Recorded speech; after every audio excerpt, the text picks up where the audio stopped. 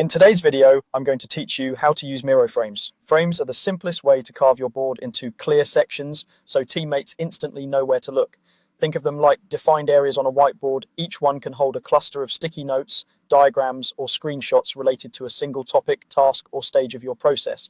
When you use frames well, your board becomes easier to navigate, present, and maintain. Let's start by adding a frame. On the left toolbar, click the Frames icon. You'll see options like Simple, Rectangular, or Custom. Pick the type that fits your needs, then click and drag on the board to draw the frame. If your canvas is crowded, zoom out a bit before drawing so you can place the frame precisely and avoid covering important content. Once you release, you've got a clean boundary that visually contains your work and sets expectations for what belongs inside. Now use frames to organize your content. Create separate frames for distinct sections, one for ideation, one for planning, and another for execution, for example. Drag existing notes, shapes, or images into the frames area so each section stays tidy and easy to scan. A short heading placed inside the top area of the frame can make its purpose obvious at a glance. Keep a little breathing room between items and the frame's edges so nothing feels cramped. If you're collaborating, lay out frames in a left to right or top to bottom flow so others can follow the sequence without guessing where to look next.